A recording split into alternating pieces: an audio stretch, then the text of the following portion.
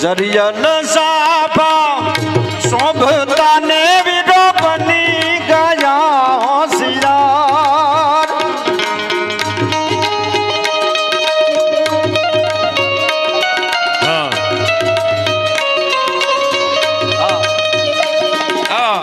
જરિયન સાફા શોભતા ને વીરો બની ગયા હોશિયાર રે લાડકડી ના સાઈ બાને સુરત ની અણસા